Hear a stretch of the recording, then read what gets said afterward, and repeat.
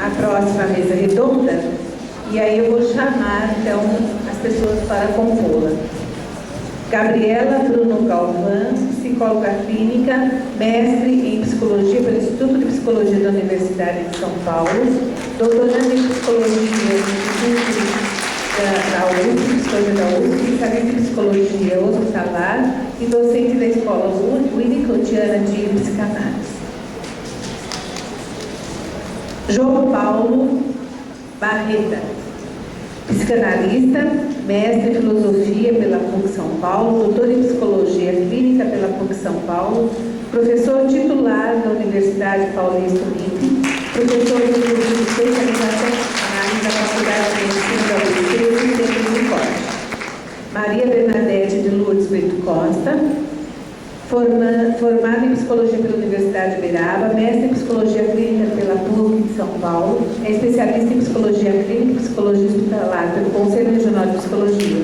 Tem experiência na área de psicologia clínica e hospitalar, atuando com pacientes internados no Hospital de Clínicas e nos ambulatórios da Universidade Federal do Triângulo Mineiro, UFTM. É especialista em saúde coletiva pela Faculdade de Medicina do Triângulo Mineiro e é membro titular da psicologia do Comitê de Ética da Universidade Federal do Triângulo Mineiro. Vou passar a palavra, então, para a Gabriela, que vai ter 20 minutos para fazer sua explanação. Bom, boa tarde a todos. Eu gostaria de agradecer o convite da Conceição para estar aqui. E realmente eu estou muito contente de estar aqui. Eu acho que tem os trabalhos têm sido muito interessantes, eu acho que a questão da clínica está muito presente. Então, de fato, eu estou contente de estar falando, enfim, da gente poder estar pensando essas questões, não só a partir da teoria, mas a partir da clínica, né? Inclusive, é um pouco por aí que eu vou caminhar, né? Eu gostaria de abordar o tema proposto a partir de uma vertente clínica, né? E, para tanto, utilizarei uma experiência de assistência específica, né, em um contexto institucional. Então, mais do que discutir aspectos teóricos, o objetivo desse trabalho é propor um ensaio de aplicabilidade diagnóstica e terapêutica,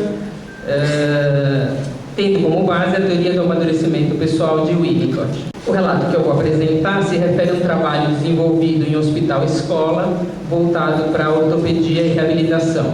Eu trabalhei nesse hospital há alguns anos e a partir desse trabalho, enfim, tiveram muitas reflexões e um pouco sobre isso que eu vou contar para vocês. Mais especificamente, eu vou me ater à intervenção psicológica junto a pessoas amputadas, pessoas que sofreram amputação de membros como consequência de algum tipo de acidente e que estavam nessa instituição iniciando ou desenvolvendo um processo de reabilitação. A reabilitação nessa instituição é realizada por uma equipe multidisciplinar. Então, no início, né, quando os pacientes vão procurar a instituição para a reabilitação, eles são avaliados por cada um dos profissionais envolvidos: o médico, fisioterapeuta, psicólogo e assistente social.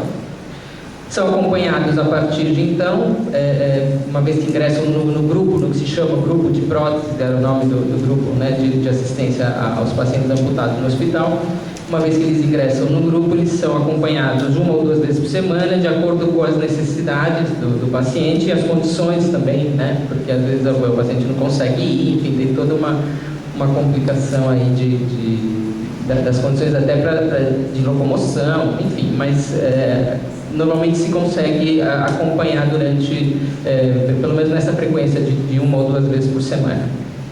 O período de reabilitação se encerra normalmente quando a pessoa já consegue fazer uso de uma prótese, o que leva um tempo variável, isso varia de acordo com muitas condições, mas em torno de 3 meses a 1 ano. Então, nesse período, normalmente, o paciente já consegue usar uma prótese e aí ele tem alta.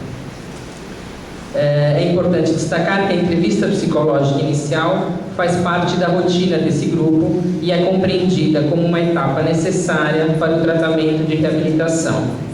Isso torna esse primeiro encontro paciente-psicólogo um contato permeado de expectativas e da suposição básica de que ele, o paciente, está ali com o psicólogo para falar sobre a amputação que sofreu e como se sente com relação a esse aspecto específico. Assim, estar com os pacientes e ouvir seus relatos a respeito de suas vidas e da amputação em suas vidas foi uma via de acesso encontrada para compor uma compreensão mais profunda sobre a experiência de cada um desses indivíduos a respeito de uma perda física, a perda de uma parte do corpo e as mudanças nos mais diversos âmbitos decorrentes dessa perda. No primeiro contato com cada indivíduo que eu atendia, eu buscava configurar um espaço onde fosse possível realizar um encontro que permitisse ao paciente comunicar aquilo que havia para ser comunicado, seja naquele momento específico de uma entrevista, de um encontro, seja ao longo de um processo psicoterapêutico que se iniciasse a partir de então. No momento inicial da entrevista, eu não sabia se o trabalho continuaria ou não. Principalmente porque não se tratava de uma procura espontânea por parte do paciente. Ele não estava lá, ele não ia procurar o psicólogo para conversar, ele ia cumprir uma etapa da reabilitação, que era fazer a avaliação psicológica. Então, o que existia a priori eram algumas condições que eu tinha para oferecer, algumas condições para que a comunicação ocorresse. A minha presença e disponibilidade, um espaço físico adequado para garantir a privacidade da pessoa e a possibilidade de continuidade com sessões semanais por um tempo indeterminado, porém, a gente já sabia também a priori que o tempo era relativamente circunscrito ao período da reabilitação. Isso considerando as peculiaridades do trabalho do psicólogo em instituições de saúde, nas quais há muitos pacientes para serem atendidos e há um foco delimitado de atuação.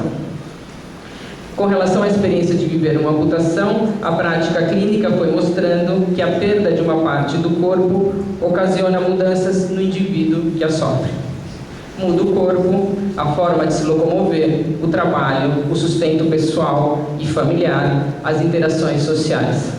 Porém, a maneira como cada um percebe, significa e vivencia essa perda e essas mudanças não é equivalente em todas as pessoas, nem é determinada pela qualidade da perda.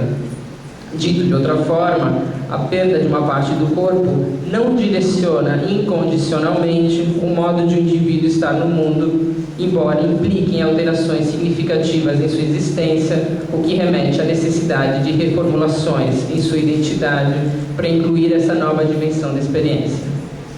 A dificuldade de realizar a elaboração imaginativa dessa perda pode tornar a amputação um acontecimento não integrado na vida de uma pessoa, com consequências prejudiciais à sua saúde e ao seu desenvolvimento. Por outro lado, a possibilidade de integrar essa experiência ao todo da existência individual vincula-se, entre outras coisas, à maturidade de cada pessoa. E isso, muitas vezes, precede a amputação como um fato determinado e determinante. Considera-se aqui que as condições da elaboração e vivência de uma experiência são desenvolvidas por meio do próprio processo de amadurecimento pessoal. Ou seja, ao mesmo tempo em que a elaboração da experiência enriquece e favorece o desenvolvimento do si mesmo, é ao longo deste caminho que vão se criando as condições para abarcar e elaborar em níveis mais complexos as vivências pessoais, tanto as intrapsíquicas, quando é o caso, quanto às referências às relações interpessoais.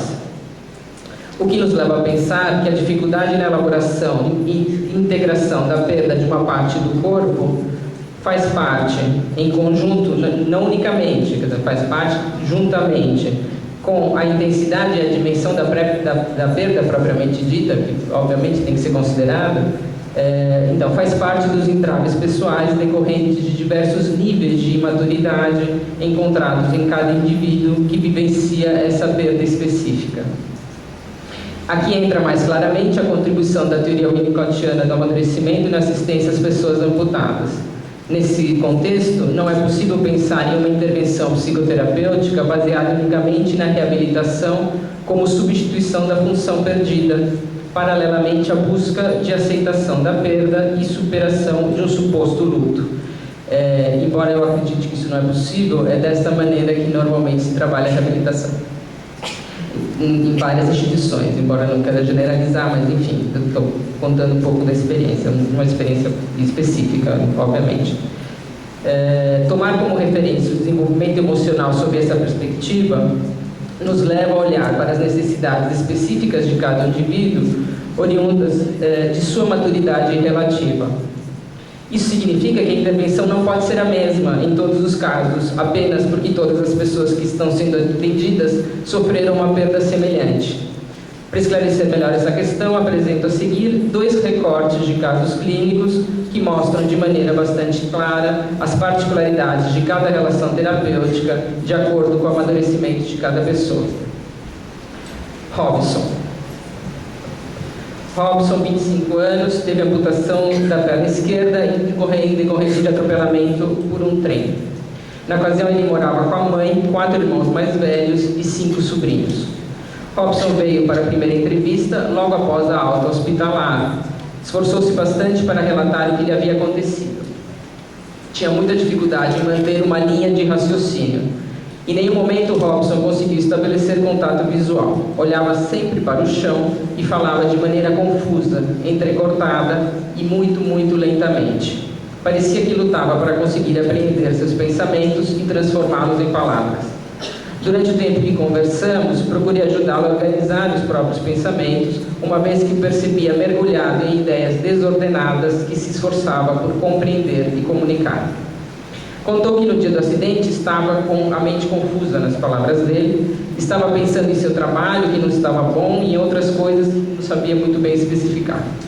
Estava andando pela rua e em uma estação de trem tentou pular a cerca, mas um guarda o impediu. Então continuou andando por várias estações, até que em uma delas foi atravessar a linha do trem e foi atropelado. Teve a perna amputada na hora.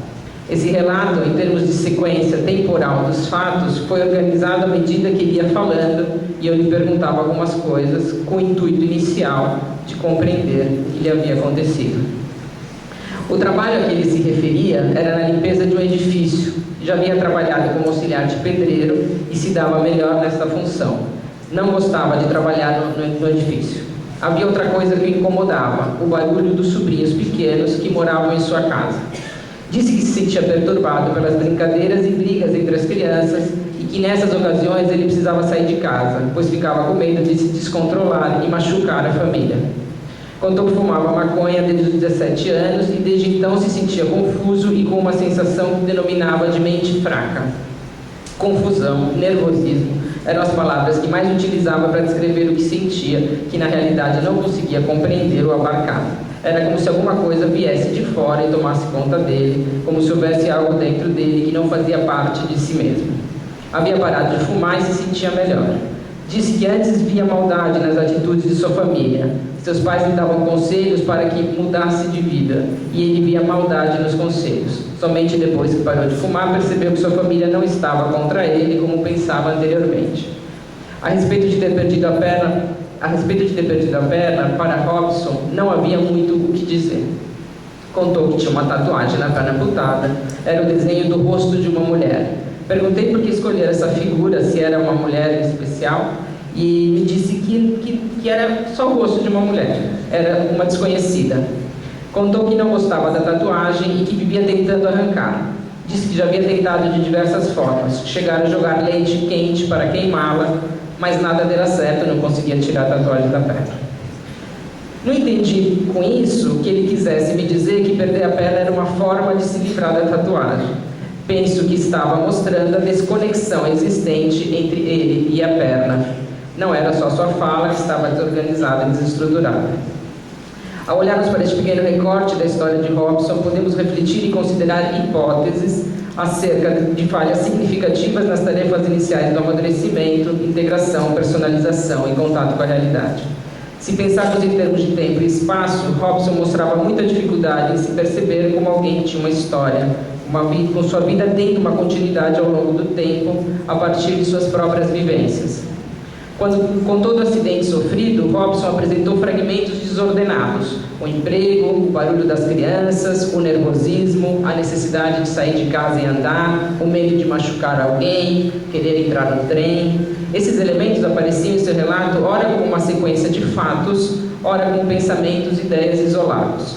A minha intervenção, perguntando-lhe coisas concretas no primeiro momento, de onde ele vinha quando ele andava pela linha do trem, para onde que ele estava indo, como era seu emprego, há quanto tempo trabalhava nesse emprego, quem eram as crianças que moravam em sua casa, etc., serviu naquele momento como um auxílio externo para descrever o que havia acontecido e inserir o acidente como um fragmento de sua história escrita em uma dimensão de tempo e espaço.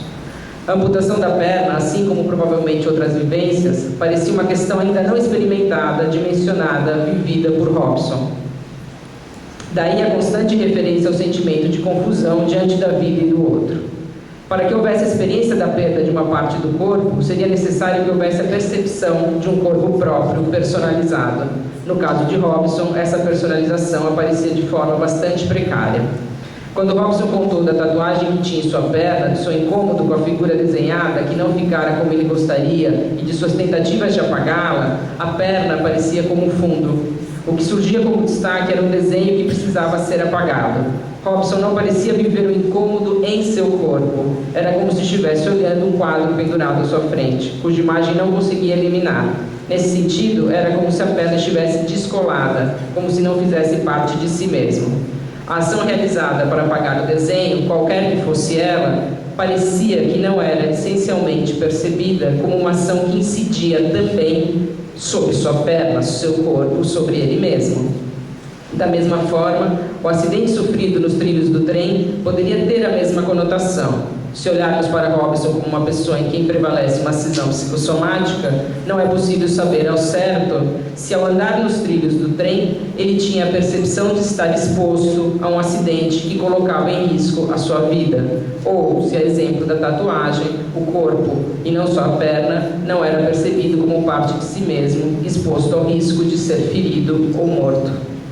Assim, a perda da perna poderia ser considerada uma consequência da precariedade na constituição do si mesmo de Robson, possivelmente a partir de uma falha em tornar o corpo soma, ou seja, o corpo vivo, personalizado à medida que vai sendo elaborado imaginativamente.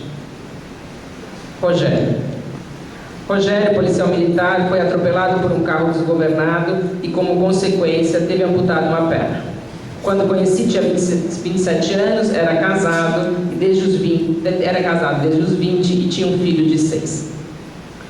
Rogério trabalhava em 3 empregos, um deles era uma empresa de rastreamento de veículos roubados. No dia do acidente, foram buscar um caminhão que havia sido encontrado abandonado em uma estrada. Estacionou sua moto no acostamento e desceu. Um carro que vinha trafegando na via não conseguiu fazer a curva e o atropelou. Teve traumatismo craniano e múltiplas fraturas na perna. Percebeu no local do acidente, pela reação dos colegas que o socorreram, que o acidente era muito grave. Ficou em coma por alguns dias e, quando acordou, já estava sem a perna. Disse que ficou desesperado e pediu para morrer. Achava que, como tinha perdido a perna, nada mais valia a pena. Em seu trabalho, já vira pessoas que haviam sofrido acidentes como o dele e ficaram com sequelas graves e incapacitantes. E sempre pensava como alguém podia viver com essas limitações e deficiências. Enquanto estava internado, conversou com a psicóloga da polícia militar e disse que estava bem, confiante, que esperava colocar uma prótese e que tudo ia ficar bem. Ele me disse que ela acreditou nele e liberou sua arma. Mas quando chegou à sua casa, descobriu que a esposa escondera munição. Acreditava que, se não fosse por isso, ele teria tentado se matar. Rogério trabalhava em 3 empregos por opção própria. Havia noites em que não dormia, emendando um trabalho no outro. Disse que sempre foi muito agitado. Não parava nunca, não ficava parado, nem para conversar. O pessoal na corporação reclamava e dizia que ele não tinha conversa com ninguém. Rogério me contava de uma inquietação que o levava a fazer coisas o tempo todo.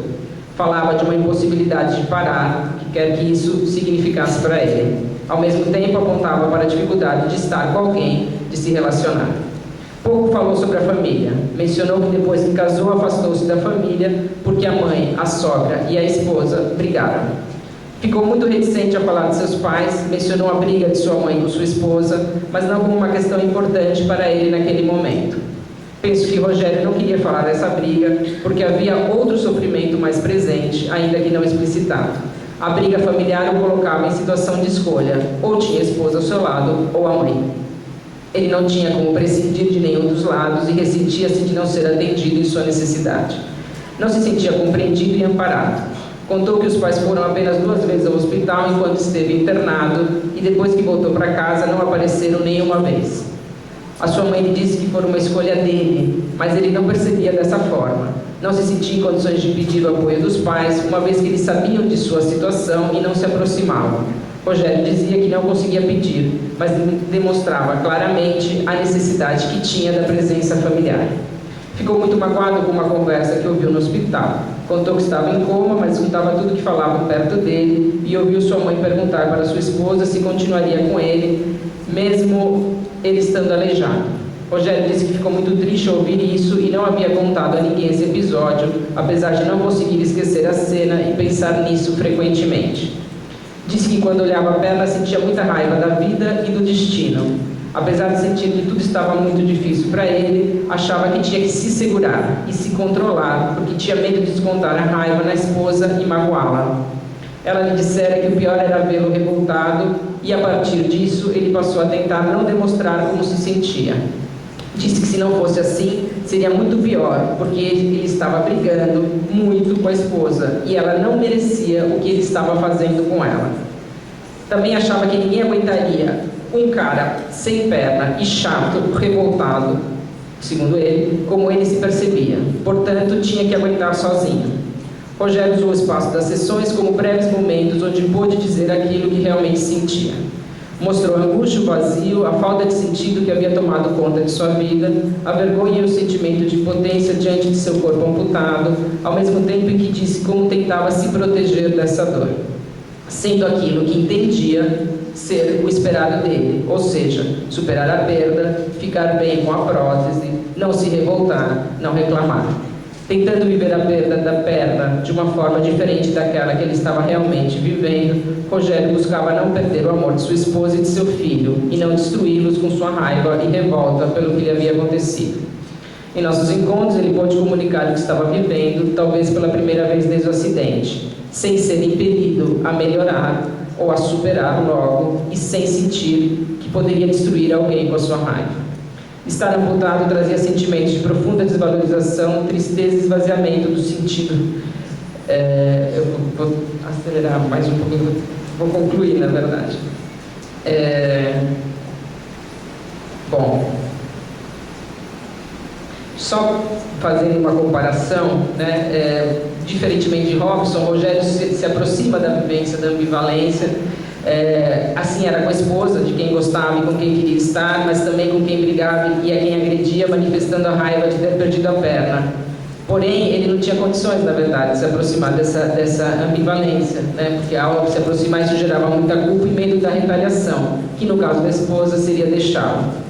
É possível pensar que antes da amputação também não havia integração instintual necessária para a continuidade do desenvolvimento e o estabelecimento de relações interpessoais amadurecidas. Uma hipótese que a sua agitação, sua impossibilidade de parar, a necessidade de trabalhar em vários empregos como forma de preencher todo o tempo, estivesse relacionada a uma fuga da depressão em termos de defesa maníaca. Nesse sentido, a perda da perna teria provocado um abalo na estruturação defensiva, deixando em contato com sentimentos de tristeza e vazio, os quais não tinha maturidade para vivenciar. Só para concluir, essas duas vinhetas mostram que, em termos de tratamento daquilo que chamamos de reabilitação, é de fundamental importância a realização de um diagnóstico apurado, no sentido de compreender quais os recursos que o indivíduo dispõe, em termos de amadurecimento emocional, para experienciar essa perda física e, complementarmente, quais são os entraves existentes no desenvolvimento emocional daquela pessoa que sofreu uma amputação. Isso porque, a partir desse diagnóstico, será possível também compreender quais são as condições que esse indivíduo dispõe para experienciar a perda e qual a sua necessidade em termos psicoterapêuticos. Bom, eu vou parar.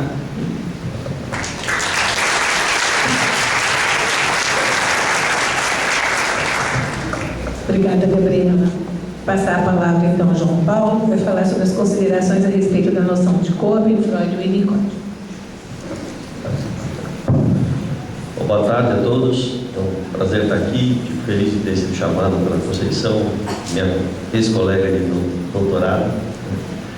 E é um prazer até para poder falar, ter a oportunidade de falar sobre um assunto que eu estudei, comecei a estudar no fundo no meu doutorado e desde então venho estudando e não é um assunto que eu fale constantemente. Enfim, acho que vai ser a primeira vez depois do doutorado que eu vou falar sobre esse assunto. Bom, a ideia é apresentar algumas ideias sobre o corpo, a maneira como Freud concebe o corpo e depois distinguir da maneira como Winnicott concebe o corpo. Isso vai ser feito com algumas reflexões filosóficas ou históricas, um pouco na linha do que a Caroline desenvolveu, tentando dar uma contribuição em relação ao que ela apresentou. Se ela falou da mecanização do corpo e da mente, que Freud é um cartesiano, eu vou mostrar o que aconteceu de Descartes até Freud. Vou mostrar que Freud se filia a uma tradição que começa com Descartes, que sofreu algumas transformações ao longo do caminho. Bom, eu vou fazer isso por partes, vamos ver se eu consigo me fazer entender. Bom, a psicanálise surgiu como uma forma de investigação e tratamento de certas patologias mentais, as neuroses, e dentre elas, a histeria de conversão teve um lugar privilegiado. A relevância desse fato trivial e conhecido para o tema reside em lembrar que desde o princípio o corpo já se mostrava como um tema fundamental das reflexões da psicanálise, ainda que seu nome sugira uma ênfase na investigação do psiquismo. Então, a questão não é que se Freud tratava ou não do corpo, o que ele tratava do corpo é um fato. A questão é como ele concebeu o corpo. E a diferença entre Freud e Winnicott está no como. O problema está sempre no detalhe. Pouco a pouco, Freud chegou à sua tese inicial a respeito da etiologia dos sintomas neuróticos, a saber que eles são uma solução de compromisso entre os impulsos eróticos e seu representante ideativo, a fantasia, e os impulsos de autoconservação. Em 1905, Freud publica seu importante texto sobre a sexualidade, onde se encontra a tese, defendida desde muito tempo atrás, na verdade, de que esses impulsos eróticos provêm, em última instância, de uma fonte somática de excitação. De modo que o corpo não é apenas o local de manifestação de sintomas histéricos, mas também a fonte da excitação de que são feitos esses sintomas. A partir de 1911, Freud procura desenvolver uma teoria psicanalítica das psicoses e da melancolia, para o que os conceitos de narcisismo e de ego desempenham um papel fundamental. A tese de Freud é de que essas patologias seriam narcísicas, no sentido de que nelas a libido se retiraria dos objetos, não para as fantasias objetais inconscientes, como no caso das neuroses, mas para o próprio ego. Por narcisismo, Freud entende, então, um investimento libidinal no ego e não nos objetos reais ou fantasiados. Ao passo que, por ego, Freud entende um conjunto de representações mentais que constituem a concepção que cada indivíduo possui de si mesmo. Dentre essas representações, aquelas ligadas ao corpo próprio têm lugar de destaque, uma vez que, como diz Freud, cito Freud em 1923, o ego é, antes de tudo, um ego corpóreo, sendo não apenas uma entidade de superfície, mas a projeção de uma superfície. E uma nota de Freud, a tradução inglesa desse texto, ele diz, isto é, o ego é, em última instância, derivado das sensações corpóreas, principalmente das que se originam da superfície do corpo. Ele pode, portanto, ser visto como uma projeção mental da superfície do corpo, além de representar a superfície do aparelho mental. Fim da citação. Em suma, trata-se de uma concepção de ego e de corpo como um conjunto de ideias, como representado mentalmente, e não mais como fonte somática de excitação. A representação mental, por sua vez, se forma, segundo entende Freud, por meio da transformação de estímulos sensoriais, das sensações, em imagens mentais. Essa última concepção de corpo, como uma representação mental, permite compreender ainda a ocorrência de fenômenos histéricos, uma vez que o que é afetado pelos sintomas histéricos não é o corpo real, descrito pela fisiologia, mas o corpo tal como representado pelo paciente. Isso Freud já sabia desde o início da década de 1890. Freud diz, por exemplo, no texto, a representação do braço não está acessível às associações e impulsos conscientes. porque toda a sua afinidade associativa, por assim dizer, está impregnada de uma associação inconsciente. Fim da citação. Freud, por outro lado, reconhece que nem todo sintoma corporal é desse tipo estéril. Em um texto sobre estudos da visão, Freud sugere que haveria um outro tipo de problema físico corporal não estéril. São, como ele fala, provocados por alterações tóxicas. Só que essas alterações tóxicas também são resultado de uma instância, de uma espécie de associação inconsciente entre representações. Muito bem.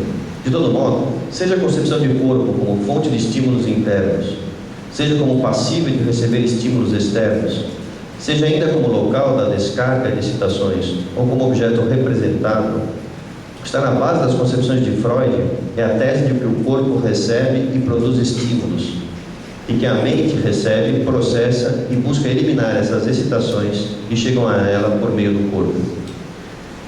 Para tornar esse ponto mais claro, pretendo fazer uma breve apresentação da história recente dessa concepção e mostrar que ela não se originou na psicanálise, mas que Freud a retirou da fisiologia do século XIX. E em contraposição a isso, vou mostrar que Winnicott rompe com essa concepção e em que sentido ele rompe com ela. Como vimos, os conceitos de estímulo e de estimulação aparecem no centro das concepções de Freud a respeito do corpo e da relação entre corpo e aparelho psíquico. O conceito de estímulo, Reiz, aparece no início do século XVIII, no âmbito da linguagem técnica da medicina, mas concebido de uma maneira mecanicista. Essa visão mecanicista se contrapunha à tradição mais antiga, que vinha de Aristóteles, para quem um corpo vivo é aquele capaz de mover-se a si mesmo, não apenas no sentido do deslocamento espacial, mas também no sentido do crescimento, etc. Essa capacidade, essa potência, por sua vez, só seria tornada realidade, isso em Aristóteles, só seria atualizada pela alma, psique, concebida como uma substância no sentido do ato do corpo. Nos termos de Aristóteles, portanto, a relação entre corpo e alma é a relação entre o olho e o olhar, a boca e o mastigar, a mão e o segurar. Com a modernidade e o surgimento da física moderna, a noção de um corpo que se move a si mesmo foi recusada, passando desde então a uma concepção mecânica de corpo, cuja expressão filosófica foi dada por Descartes e outros. Essa nova concepção propõe uma radical separação entre corpo e alma, de tal modo que corpo e alma não são como potência e ato, mas duas substâncias distintas. Com essa distinção, a alma passa a ser concebida não mais como aquilo que anima os corpos vivos, atualizando a potência deles, mas como a capacidade cognitiva, a capacidade de ter consciência ou de representar os objetos em geral. E o corpo passa a ser concebido como uma matéria extensa, homogênea e inerte, que só adquiriria movimento se este lhe fosse imprimido externamente. Mecânica simples e hidráulica forneceriam os princípios explicativos que tornariam compreensíveis o funcionamento do corpo vivo. Essa concepção mecânica de corpo vivo sofreu uma mudança significativa na fisiologia do século XVIII. O contexto dessa mudança foi a polêmica entre mecanicistas e vitalistas a respeito da concepção de matéria viva. O vitalismo e iluminismo da segunda metade do século XVIII passou a criticar a concepção mecanicista da natureza pelas dificuldades de se explicar mecanicamente certas peculiaridades da matéria viva. Defendiam, ao contrário, a existência de forças ativas próprias da matéria orgânica, as quais possuiriam um caráter teleológico, uma finalidade. Os primeiros fisiologistas vitalistas foram Wick, da Escola Escocesa de Fisiologia, Haller, da Alemanha, e Bordeaux, da França. Todos eles, assim como seus discípulos, contribuíram para a introdução e estabelecimento do conceito de estímulo em um sentido não mecanicista. O objetivo fundamental de suas pesquisas era mostrar que o ponto de partida da fisiologia mecanicista, a diferença entre movimentos voluntários e involuntários mecânicos, não era suficiente para explicar os fenômenos próprios da matéria orgânica. Segundo eles, era necessário incluir uma terceira classe de movimentos, os movimentos que reagiam a um estímulo. O argumento básico para justificar essa distinção entre causa e estímulo consistia em mostrar que a resposta reflexa não é proporcional ao estímulo aplicado, ao passo que o efeito de uma ação mecânica é. O que caracterizaria então os corpos vivos, segundo esses autores vitalistas, seria a capacidade de serem estimulados, isto é, afetados por estímulos, capacidade essa que denominaram irritabilidade. Essa capacidade poderia ser constatada pela resposta reflexa e possuiria, ademais, a função de afastar o estímulo desencadeador da ação. O estudo do conceito de estímulo e estimulação se manteve vinculado à pesquisa das características distintivas do movimento animal. Em 1771, alguns autores, por exemplo, assinalaram a semelhança entre os movimentos dos animais decapitados, rãs principalmente, e estimulados externamente, e os animais intactos, de tal modo que o esquema da reação a um estímulo poderia ser expandido e aplicado também para se compreender as relações entre a alma e a impressão externa, ou entre a alma e o movimento corporal. Em conexão ainda com esses autores, em 1810, Prochaska, um autor da fisiologia, passou a falar de um estímulo da alma para designar a ação de representações e ideias. Desse modo, ao final do século XVIII, o conceito de estímulo já havia se expandido e se aplicava com relação às reações do organismo como um todo, incluindo aí mesmo eventos psicológicos. É nesse mesmo período, início do século XIX, que aparece o conceito de um estímulo interno, que teria origem dentro do próprio organismo e que seria a causa de praticamente todos os fenômenos psíquicos. Da mesma forma, o conceito de irritabilidade sofreu posteriormente um progressivo desenvolvimento, sendo concebido por Humboldt no final do século XVIII como uma propriedade primordial dos seres vivos. Essa última caracterização se manteve na primeira metade do século XIX. O principal expoente da fisiologia científica responsável pela elaboração desse conceito foi Johannes Miller, que explicitamente caracteriza a substância viva como tendo um traço distintivo da irritabilidade. Miller foi professor dos mais importantes fisiologistas alemães com os quais Freud teve contato direto, entre eles Ernst Bruck, Helmholtz, Dubois-Reymond, Carl Ludwig, entre outros. Contudo, havia uma forte reação por parte dos alunos de Miller ao vitalismo do mestre. Eles pretendiam novamente reduzir todos os fenômenos do mundo orgânico a fenômenos físicos e fundaram a Sociedade Fisicalista de Berlim. Dessa filiação, pode-se deduzir que Freud concebe o corpo como um sistema físico, separado do aparelho psíquico, caracterizado pela sua capacidade de receber estímulos do exterior e de produzir estímulos internos que afetam o aparelho psíquico.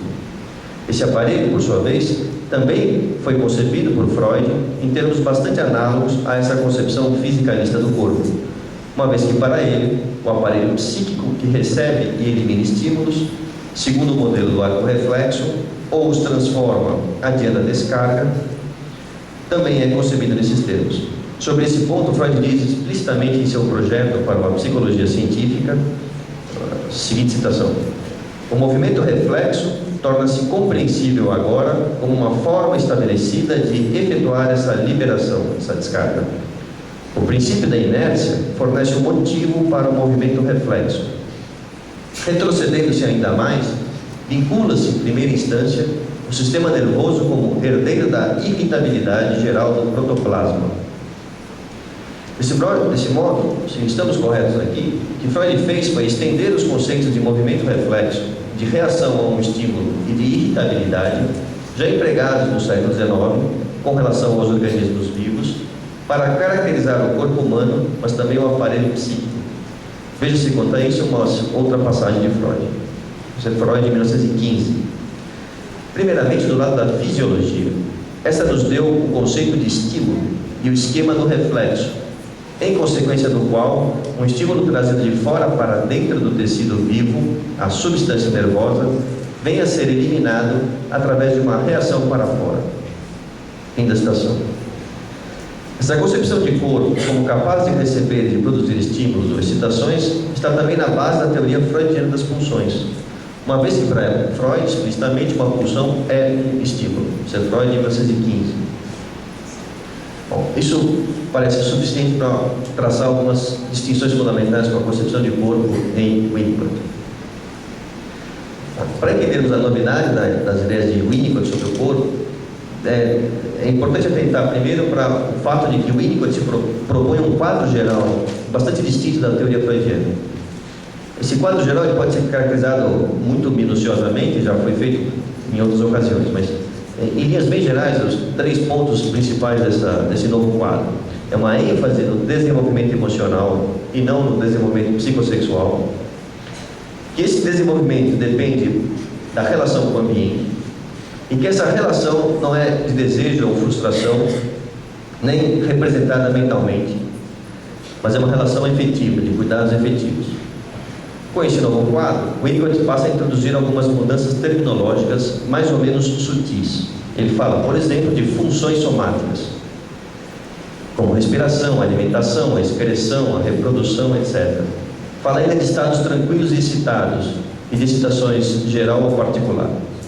Também fala de elaboração imaginativa dessas funções corpóreas.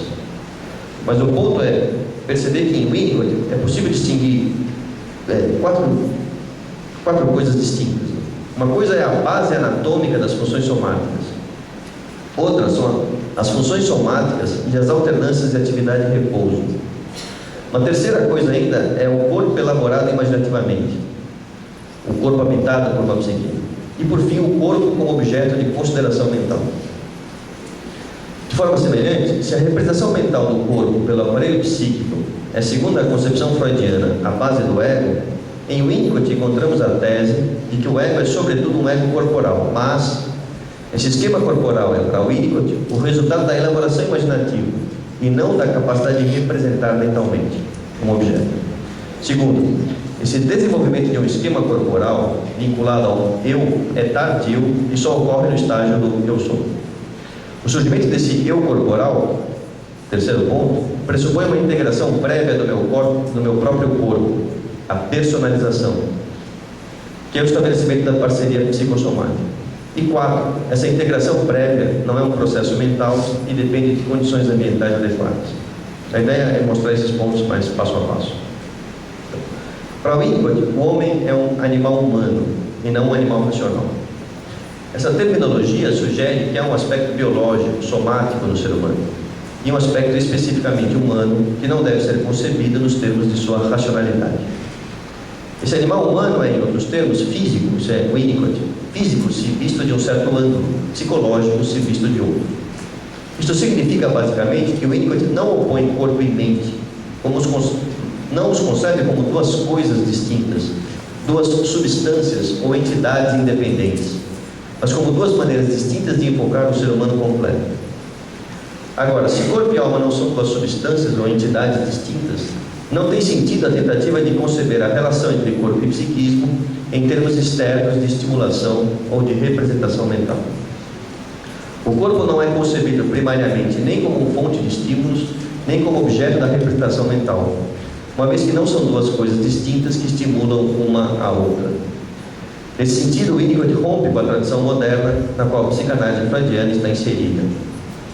E mais, assim como não há duas substâncias no caso da relação corpo e psiquismo, também não há duas substâncias propriamente dito na relação bebê e mãe, ambiente.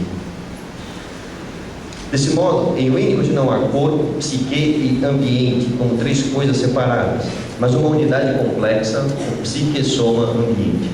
Esse ponto de partida, aparentemente abstrato e filosófico, tem inúmeras consequências teóricas e clínicas.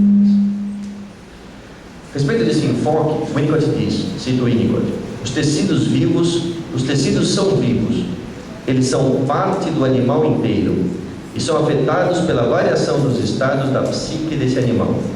Fim da citação.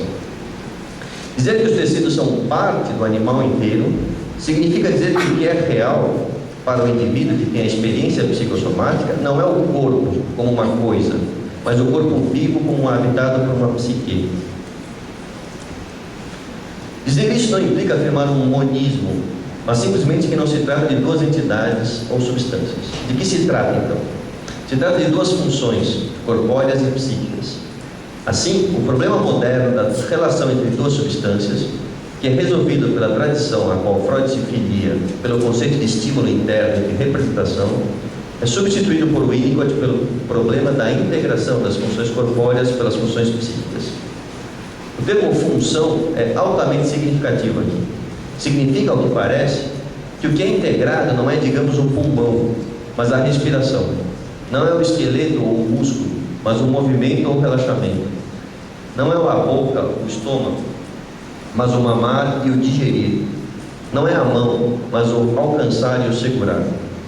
Como se o Winnicott dissesse que o que é primariamente dado para quem é um animal humano, elaborado imaginativamente, não é a mão, a boca, o pulmão, mas o segurar, o mamar, o respirar.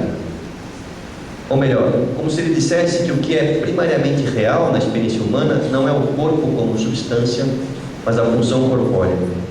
Essa função corpórea,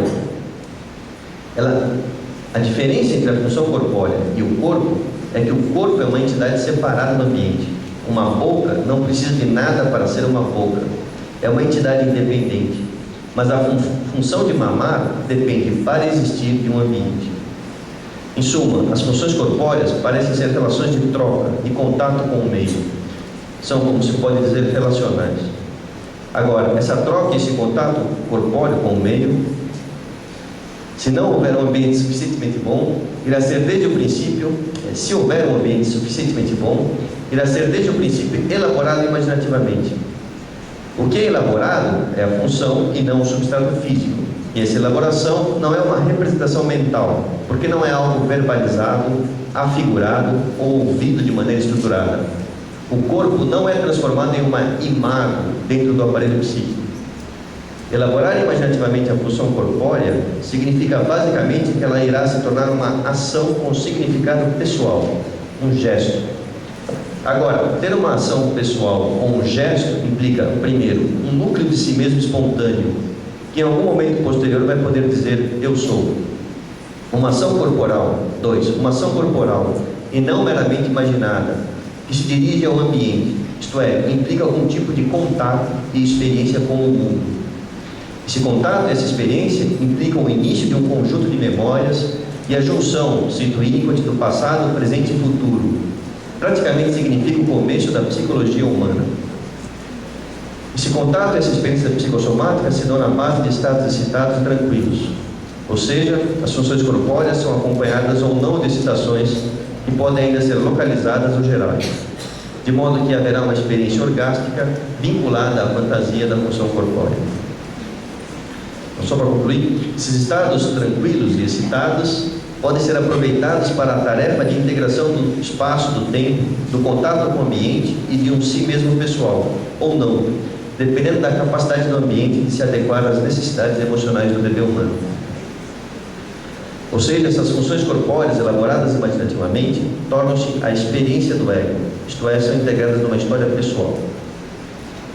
Uma das consequências disso, entre outras 200, seria a seguinte: um corpo que só é experienciado mentalmente é um corpo já estranho, com o qual não estou conectado e que não pode ter uma relação espontânea com o mundo. Um corpo cujos estados excitados e tranquilos são estranhos e mesmo ameaçadores. É isso.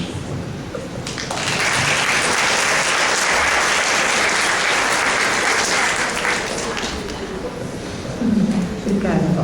Vou passar agora a palavra para a Maria Bernadette, que vai desenvolver o tema psicossomática na visão do winnicottiano.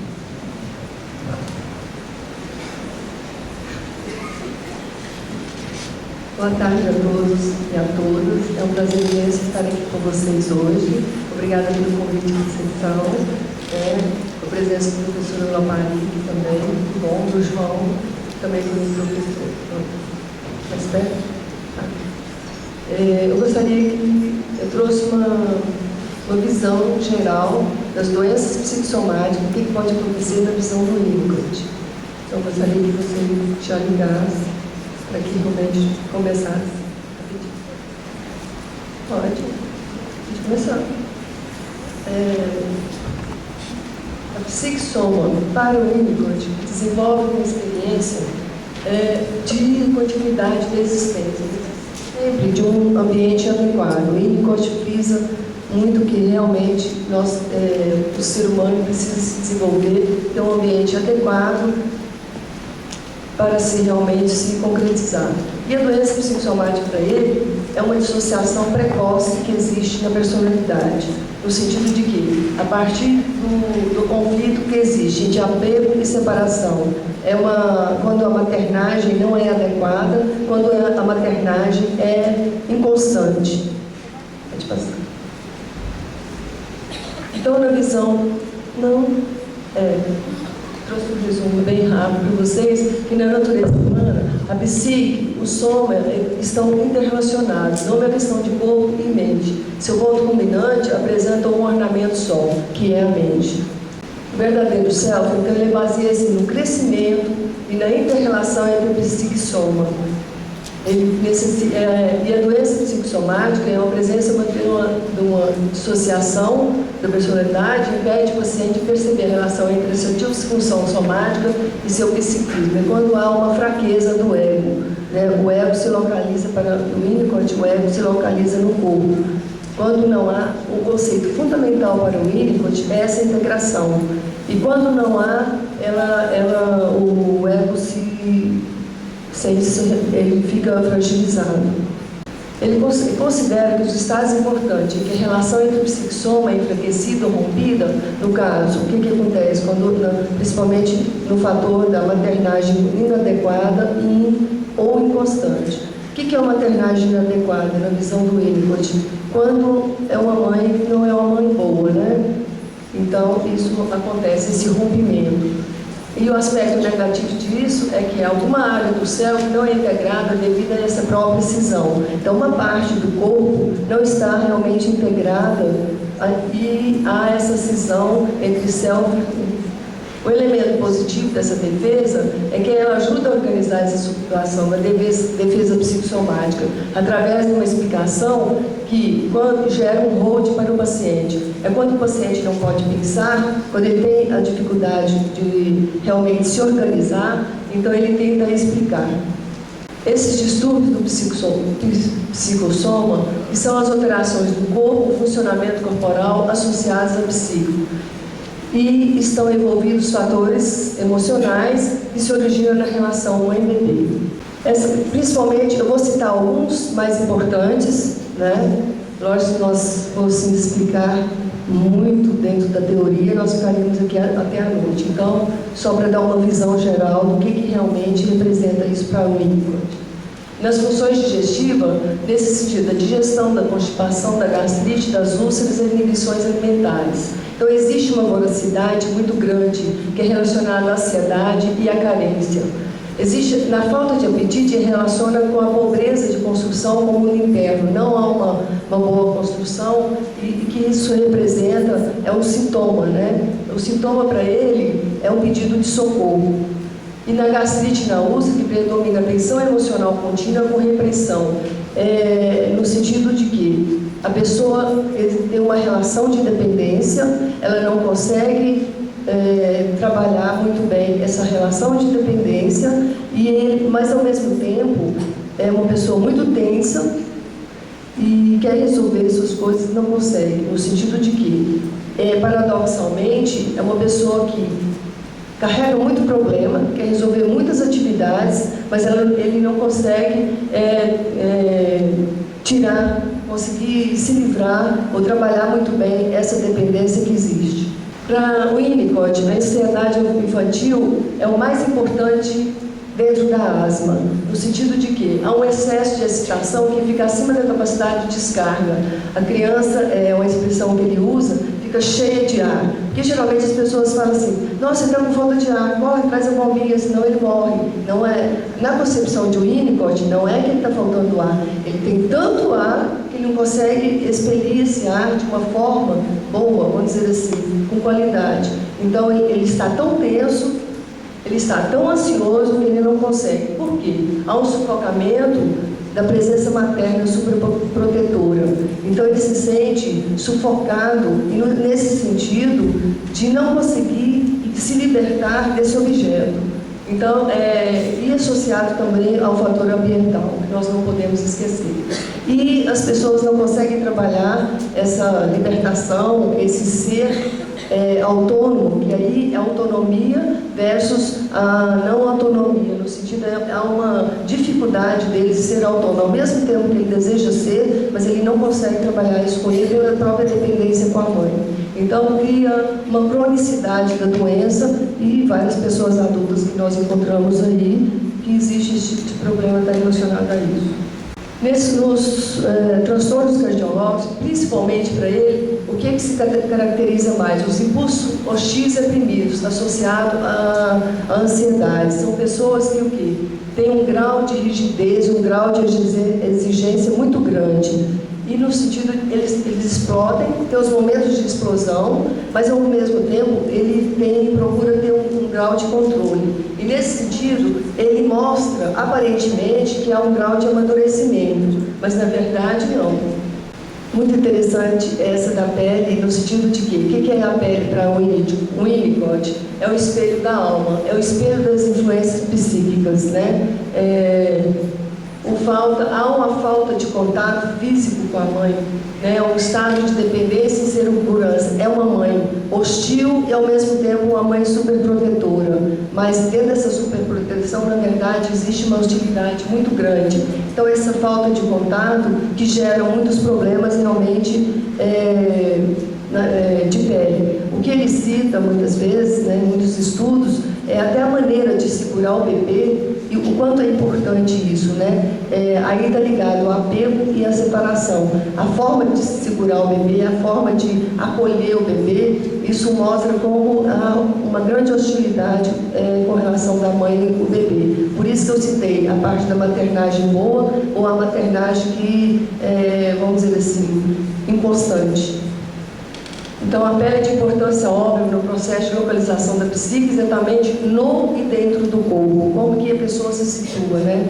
Os transtornos endócrinos metabólicos, e aí entra a parte da obesidade, no sentido de que há uma dificuldade em substituir esse estado dependente infantil por mais independente e maduro. Ele não consegue se tornar, realmente não consegue trabalhar essa dificuldade. É uma pessoa muito dependente, criou uma dependência muito grande da mãe e entra a parte de voracidade, ele quer comer tudo, né? Alimento para ele representa o quê?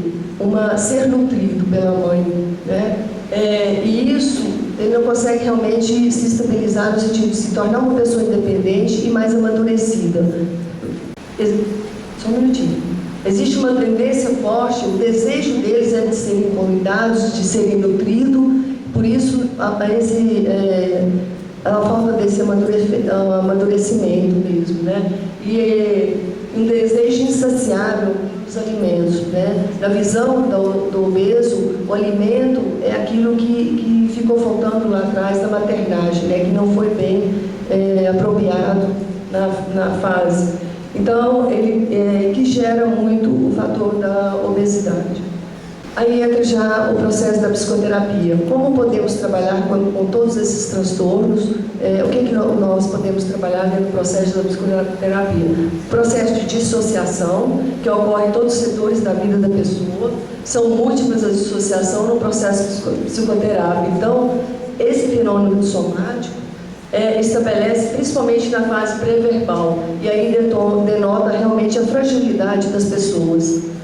E é necessário ser uma relação humana com o paciente para ocorrer uma integração. Para ele conseguir fazer essa integração, no conceito do Winnicott, que é o conceito fundamental para ele, a pessoa estando integrada, ela consegue realmente se estabelecer, se estruturar e realmente conseguir vencer todos esses transtornos. Para Winnicott, a alternância de nome saúde e doença, que a doença é uma ausência de movimento, de mudança, né? A pessoa fica estagnada, ela não consegue realmente fazer acontecer essas mudanças. Fazer pequenas mudanças em sua vida é muito difícil. Eles não têm esse amadurecimento, essa visão, o que a mudança pode trazer de bom para o seu amadurecimento pessoal. E saúde é isso, é o sentido de mudança, de ser criativo, de espontaneidade, né? A saúde existe, sim, quando o indivíduo realmente começa a se sentir real, ele adquire um senso do self, né? E aí a integração, há uma experiência que realimenta assim, essa realidade psíquica interna e enriquecendo e dando a direção para o indivíduo e em sua vida. Então é aí que acontece realmente a integração. Obrigada.